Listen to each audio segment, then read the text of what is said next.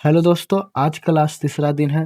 आज का चैप्टर भारतीय संविधान में अनुसूचियां हैं, यानी अनुसूचियों के बारे में आज हम जानेंगे। भारत के मूल संविधान में कुल कितने अनुसूचियां थी? तो 8 अनुसूचियां थी। लेकिन वर्तमान में कितने अनुसूचियां हैं? 12 अनुसूचियां हैं।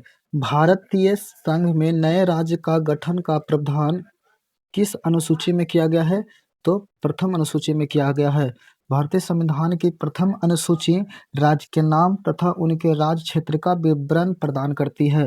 भारतीय संविधान में 9वीं अनुसूची को किस संशोधन के माध्यम से जोड़ा गया है? तो ये प्रथम संविधान संशोधन 1951 में जोड़ा गया है।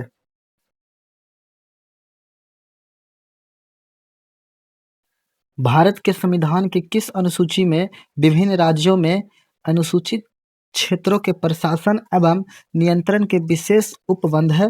तो ये 5वीं अनुसूची में है। 5वीं अनुसूची में है। सरकार द्वारा शुल्क एवं कर लगाने का अधिकार संविधान की किस अनुसूची में है? तो ये 7वीं अनुसूची में है। राज्य भूमि सुधार अधिनियम को संवैधानिक सुरक्षा प्रदान करने हेतु इसे किस अनुसूची में शामिल किया गया है? तो ये 9वीं अनुसूची में शामिल किया गया है। 10वीं अनुसूची में कहता है 10वीं अनुसूची को 52वें संविधान संशोधन 1985 के द्वारा जोड़ा गया है। 91वें संविधान संशोधन अधिनियम 2003 के द्वारा इसमें संशोधन किया गया है दल बदल विरोधी कानून, इसे ही कहा जाता है। यानी दल बदल कानून किसे कहा जाता है? 10वीं अनुसूची को। 10वीं अनुसूची को किस संविधान संशोधन के माध्यम से जोड़ा गया है? तो 52वें संविधान संशोधन 1985 के माध्यम से जोड़ा गया है। और 9वीं अनुसूची कब जोड़ी गई है? तो 1951 में प्रथम संविधान संशोधन के माध्यम से जोड़ा गया है। अंग्रेजी भारत में बोली जाने वाली एक प्रमुख भाषा है, परंतु इसे संविधान के 8वीं अनुसूची में शामिल नहीं किया गया है।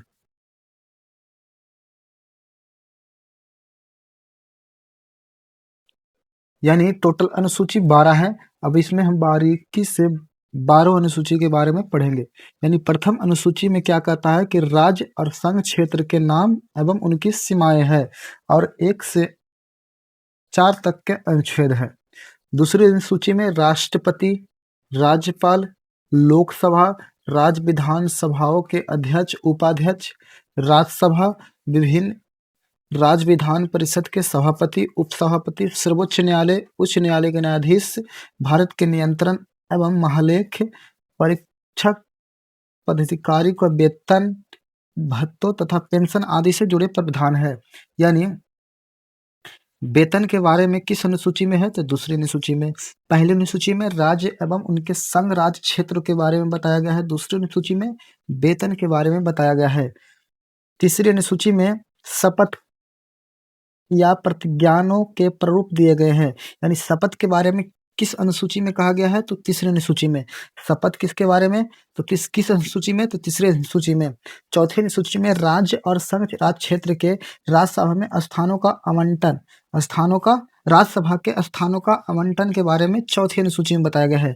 5वीं अनुसूची में अनुसूचित क्षेत्रों व जनजातियों के प्रशासन एवं नियंत्रण से जुड़े प्रावधान 5वीं अनुसूची में है। 6ठी अनुसूची में असम, मेघालय, त्रिपुरा, मिजोरम राज्यों के जनजातीय क्षेत्रों के प्रशासन से संबंधित उपबंध है।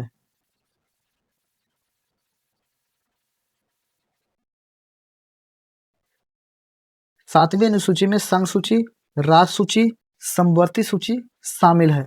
8वीं अनुसूची में 22 भाषाओं का उल्लेख किया गया है। 9वीं अनुसूची में न्यायिक पूर्वावलोकन के बचाने के लिए इसमें सम्मिलित किया गया है। 10वीं अनुसूची में दल बदल है। 10वीं अनुसूची में दल बदल कानून है। 11वीं अनुसूची में पंचायत के बारे में बताया गया है और 12वीं अनुसूची में नगर पालिकाओं के बारे में बताया गया है। 8वीं अनुसूची में सिंधी भाषा 21वें संविधान संशोधन 1967 के द्वारा जोड़ी गई है। यानी सिंधी भाषा किस संविधान संशोधन के द्वारा जोड़ी गई है? तो यह 21वें संविधान संशोधन 1967 में जोड़ी गई है। यह सिंधी भाषा 8वीं अनुसूची में सिंधी भाषा कौन सी अनुसूची में जोड़ी गई है? तो 8वीं अनुसूची में कौन से संविधान संशोधन द्वारा? तो 21वें संविधान संशोधन 1967 के द्वारा जोड़ी गई है।